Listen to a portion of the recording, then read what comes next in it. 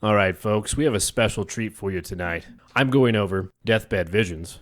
And I'm going to be talking about deathbed confessions and even some last words spoken before that final breath is taken. I bet there's some crazy stuff people say at their deathbed. Oh, yeah. Crazy, scary, a little emotional. I mean, the last thing people say before they die, it's bizarre, man. What happens if they don't die and they, drop a huge bomb? Yeah, man, what I found is there's a lot of people that confess to things that they have either done themselves or witnessed that they've held on to their entire lives just before they pass. So, I mean, yeah, you could use it as a moment to get that thing off your chest before you pass, but that would suck to confess and then not die. I murdered a bunch of these people. Ha ha ha. Oh, You're like, I'm cured. Oh, wow, I feel much better. Ugh. Now, I'm going to jump into Deathbed Visions. So I don't know about you, Britton, but when the veil is thinned at death, people have said to see some interesting things, and I find these cases to be very compelling. Have you heard of any deathbed visions or anything like that? Yeah, I know a lot of people see, they'll claim to see family members or deceased relatives or friends, things like that. And some people will see, just random people that they can't explain. Yeah, exactly. With my research, I found that there's two types of deathbed visions. The first being dead relatives, as you were saying, coming to meet the dying person to escort them to the other side. The other would be seeing a new world destined for the sick person to enter. They are more common than you think, with people conscious prior to their death. It is said that of the people that are cognizant before they pass, about 60% of them experience these visions. The visions last only around 5 minutes and are surprisingly similar across nationalities, religions, and culture. And I really find that interesting. Yeah, that is really interesting. When you have a lot of different cultures and backgrounds that experience the same thing, it makes it a lot easier to believe. Right, because you think they would deviate from that to a degree at least. Yeah, and I think it's, in my own personal opinion, I think if I was on my deathbed and I saw family, that's a comforting thing. Hey, you're going to be fine. I think that would help me because I don't want to die. I mean, it happens to everybody, but to know you have your own place to go to in your family, that makes it a little bit easier. Definitely closure. Many of nights have I sat there thinking about the death, the heat death of the universe, and just thinking about not existing, and it scares me. Yeah, just the fact of nothing. Terrifies me. Yeah, it terrifies me. So there have been many scientific studies into the subject, and it has provided compelling evidence of life after death. It has been speculated that these visions happen much more often in the past, but have declined throughout the years due to the use of opioids during people's passing.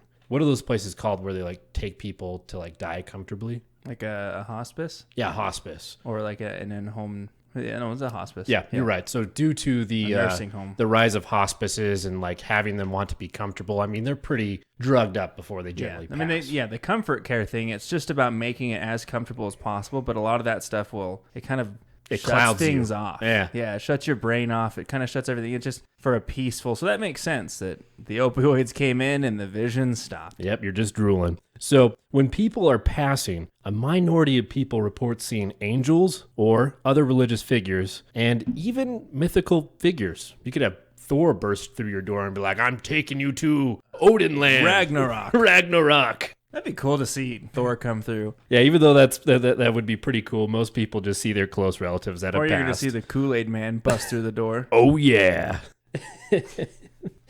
So when these people come to visit them, the Kool-Aid Man or Thor, the patients will say that they are beckoning them to come to the other side, that they're being escorted. When seeing these apparitions, the patients express great happiness. The feeling overwhelms any anxiety, pain, or reservations of going to the other side. Their health ailments, such as their pain, seem to dissipate and their face seems to light up. The patients are assumed not to be hallucinating as they are very lucid and aware of their surroundings. Whether or not the dying person believe in an afterlife is irrelevant. The experience and reactions are the same.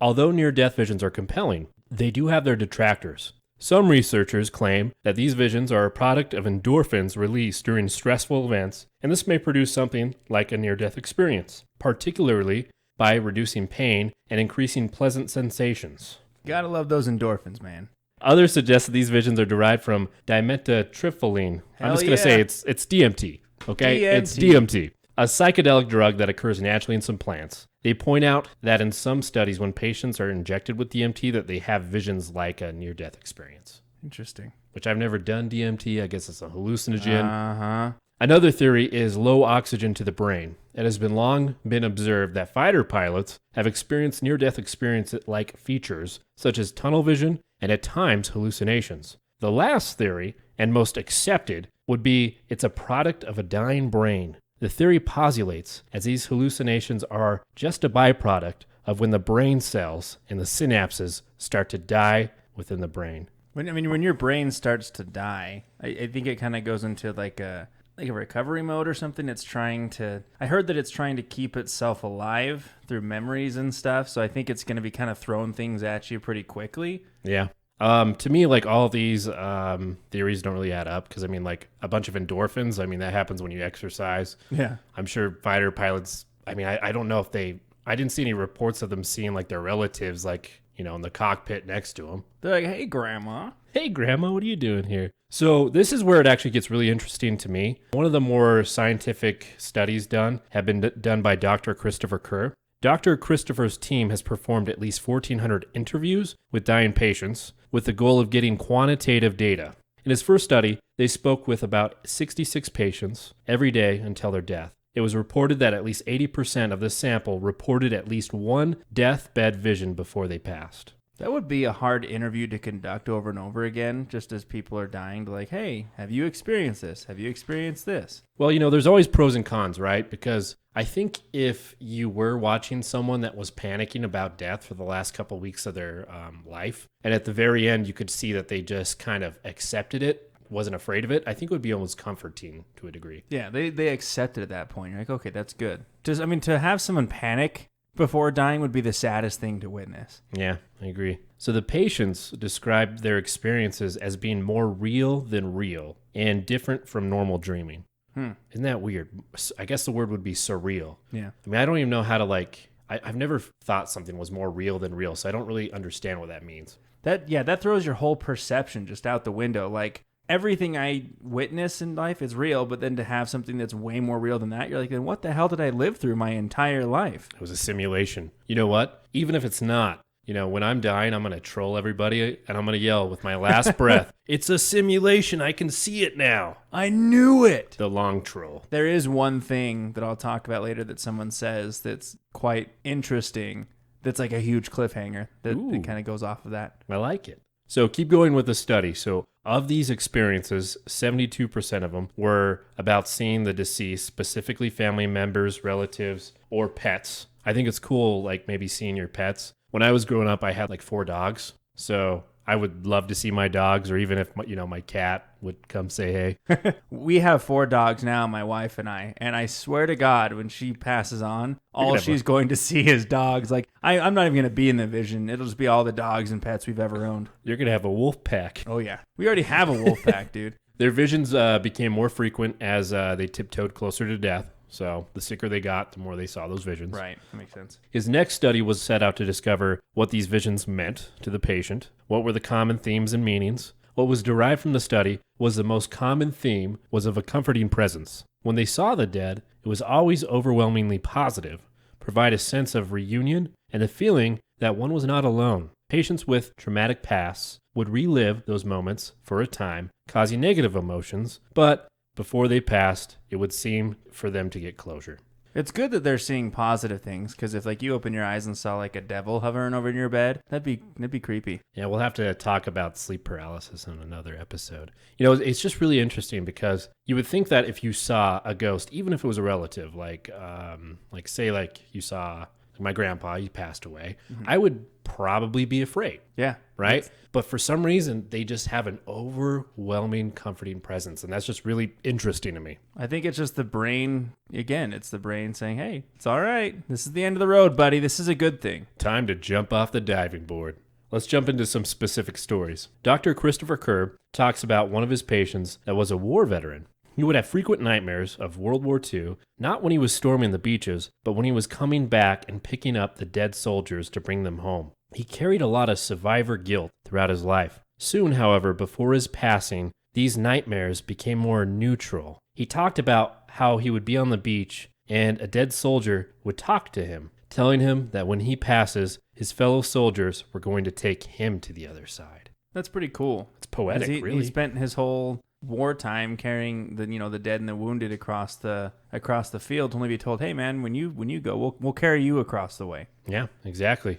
Here's another story. This one is about Sue. She's 93 years old, Buddhist, living in the Bay Area. And on the verge of death, she has a younger sister who is living in China, who is thought to be alive. Sue talks about visions she's having while sleeping, about her husband coming to visit her to reassure that he is going to take her to the next world. Her dreams, however, start to include her sister, accompanied by her husband, telling her to get ready to come home with them. Confused about seeing her sister, she talks to the hospice nurse, whom had prior knowledge of her sister dying 2 days prior. They were withholding that information as to not upset her. The nurses told her the news shortly thereafter, giving Sue relief and the reason why she was seeing her sister. The timing in the story is phenomenal and gives validity to the visions as real versus a projection of a dying brain. Yeah, to have information, like to see your sister thinking she's alive, but having her be dead, and then, find out she's dead, you're like, okay, that makes sense. Creepy. Let's jump into another story. This one's about Doris. She had just given birth to a child. She had a weak heart, and it's failing. Doctors are sure she is near death.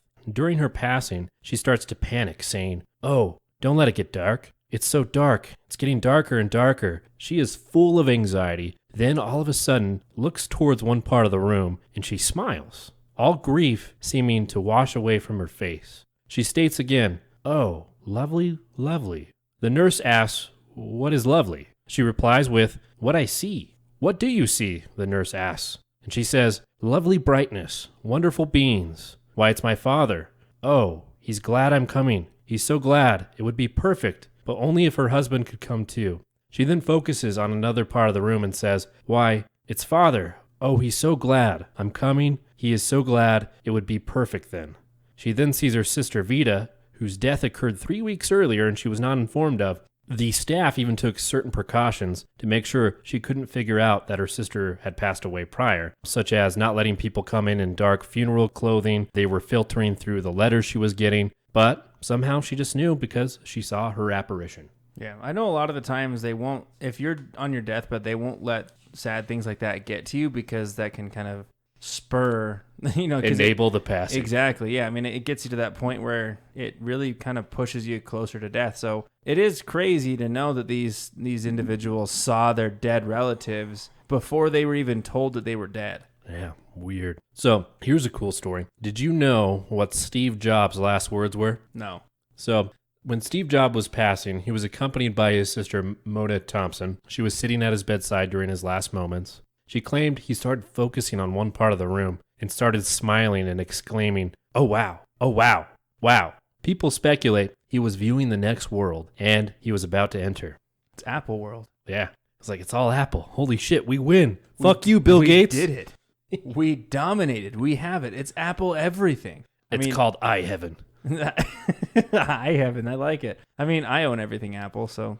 Now, here's another cool historical reference that some researchers are claiming to be a deathbed vision. So, John Adams and Thomas Jefferson died within hours of each other on July 4th, 1886. Coincidentally, that was 50 years after the Declaration of Independence was signed. They were originally brothers in arms when founding this country, but later became political rivals. Because of their different ideologies, their friendships dwindled. Later in life, Adams would write Jefferson, and they became close again. So back in 1886, when John Adams was on his deathbed, he said, "Thomas Jefferson survives." Jefferson had died 3 hours previously, and there was no way Adams could have known about his death in this time frame just because of how communications worked at the moment. He didn't have a cell phone. Right. You don't just post on Facebook. So that about wraps up Deathbed Visions. I will say one thing on here. I think it was a very interesting topic to study. I had no idea about how common they are and how they don't really deviate from each other. It honestly has given me at least some type of comfort when it comes to my eventual passing, which will happen to everybody. I'm staying on the topic of deathbed. It's not, I guess you could call them stories, but they're more, confessions, and I did find some pretty crazy last few things that were said. But, on the topic of this, if our listeners have a story of someone they know that may have witnessed or seen something on their deathbed, I'd be really curious to hear about it. Send us an email. I really want to know. The first thing that I'll talk about as far as a deathbed confession. So this story actually comes from a woman who worked at a nursing home. She was responsible for taking care of a patient who knew that she was at the end of her life and had a secret that she no longer wanted to hold on to. You know, like we were saying earlier, when you carry something through life, this is your last chance to get it off your chest before you die, you know? It's almost like a repentance, right? The way that Christians kind of talk about it, that you just got to repent at the last moment and you're good. And what I found too is a lot of people that had a confession would go on like through life saying they didn't really believe in a God or anything, but at the end of their life, they start to get panicked like, oh shit, what if there is something like that after? I need to agree and get this off my chest in like some last minute confession. So it's kind of interesting. But this patient, again, knowing she's at the end of her life, she went on to tell of a time from her childhood when her father went out drinking with friends. On his drive home, he struck and killed a little girl. She was able to give very specific details to the where and when, which gave it a lot of credibility. The girl had only been around 3 years old, and instead of alerting the authorities, her father and his drinking buddies hid the girl's body under the porch steps and never spoke of it to anyone again. Why under the porch? I don't know. And I mean, this story to me, it's interesting because if this guy went out drinking with his buddies at night, why is a 3-year-old outside by the road in the middle of the night? So I guess he never spoke of it, but he must have told her because she's now admitting it to the nurse, and she felt guilty her whole life and felt that someone else needed to know about the burden she carried. So it's a little wacky, it's a little intense, but I mean, that's hard because like if one of like your close family members killed someone by accident, even if they were negligent, I mean, would you cover it up for them? That's a hard question. It is a hard question. I don't know. I mean, I guess it just depends. I don't know, man. That's a tough one. So this story tells of a great uncle that would share a secret that changed the family. The guy who shared this online goes on to explain that his great uncle on his mother's side of the family admitted to killing his first wife. She had supposedly caught him harming the neighbor's son of 5 years old. He was living in Ireland at the time and moved to America shortly after. Upon arriving in the States, he remarried, had several children and eventually grandchildren, and lived a very happy life.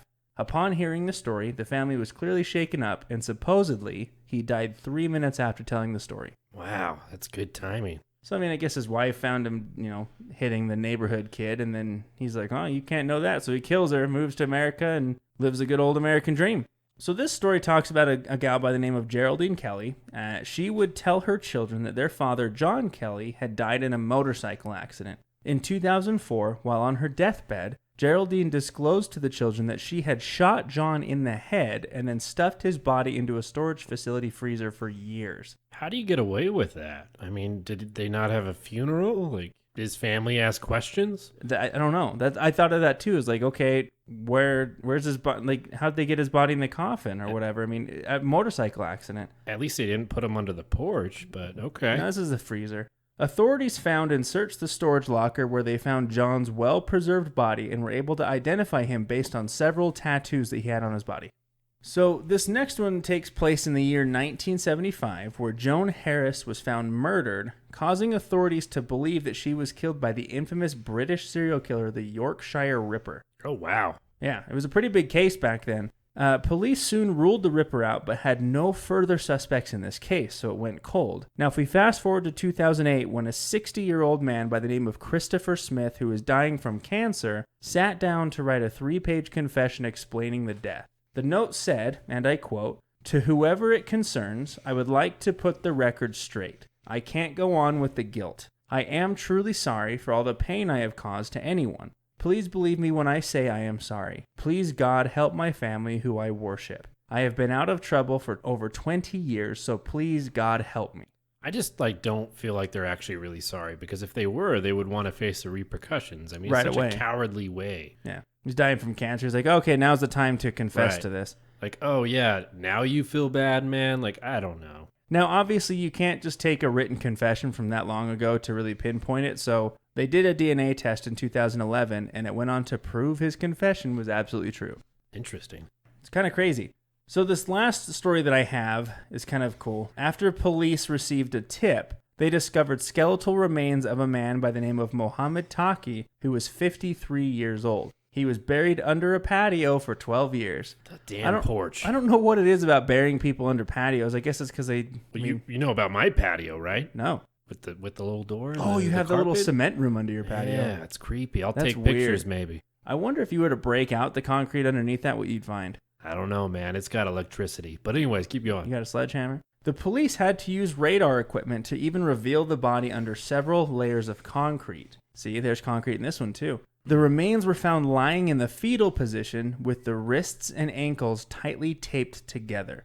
There wasn't enough on the body to identify remains. However, when showing pictures to Taki's friend Roy Heath, who originally reported him missing, he burst into tears, recognizing the hat in the photos. Roy Heath, aged 52, went on to confess to strangling Mohammed after a heated argument at his Fulham flat. Roy was residing in a West London hospice. So same thing, he's on his deathbed and he can't live with the grief any longer, so that's the time to confess to such things. Do you really think it's like they want to stop feeling the grief, or are they afraid of like judgment when they die? I think it's a bit of both. I mean, I think if you can go your whole life holding in, I don't see how the last few minutes would make a difference unless you wanted to, unless you were afraid of what happens after, or you wanted to be Provide them closure, the family. So those are some stories about deathbed confessions, but the other thing I wanted to talk about were some really creepy and cryptic last words or phrases from those who are on the deathbed that I wanted to share. Some of these are pretty spooky. Some of them are pretty funny. It might be a little interesting, but I got had a pretty good time looking these up. So the first one, there was a patient in the cardiac ICU who was on DNR, the Do Not Resuscitate, and on comfort care. Just before passing, he had moments where he would really just start to swear, almost like he had Tourette's, just out of nowhere just start screaming and swearing, but then would have peaceful moments where he would ask to see his brothers, who both were dead. During a rough heart rhythm episode, he looked at the nurse and said, "Hey, what's your name?" The nurse said, "Well, my name is Cabe." He said, "What do you do here?" He said, "I'm a nurse." After this, he went quiet, and the patient said, "Fuck you." And died him. 20 minutes later. Wow, I really like him. So his last words, literally, "Fuck you." He's a cool guy. I mean, this guy's trying to keep you comfortable. I mean, that's kind of harsh. I like it. Well, I think we found your famous last words. Fuck you, Fuck man. you. So this next one talks about a grandfather being on his deathbed when suddenly he said they have no eyes. That's and creepy. Passed away shortly after. That's the long trail right there. See? So, I mean, can you imagine, you're all gathered around the grandfather, and then he goes quiet and goes, "They have no eyes." All the viewers here need to make a pact that that's what we're going to say regardless of what we see. They have no eyes. We're going to start something that the afterlife has no eyes? Yes. Okay. Right here. I'm down. Start it now. So this one's a little funny. And this is the one I was talking about earlier when you said that you're going to be a troll. But this man on his deathbed, literally before passing, said, "Oh, you're not going to believe this," and died. So, I mean, biggest cliffhanger I've ever seen. "Oh, you're not going to believe this." I think what he was going to say is they have no eyes, but, we don't know. They don't have eyes. This one comes from a nurse from a patient on comfort care. At the end of her shift, she checked on a patient who had a rough condition but was in mostly good spirits. The nurse asked how she was doing, and she responded by saying, "The old gray mare ain't what she used to be," and wished the nurse a good night.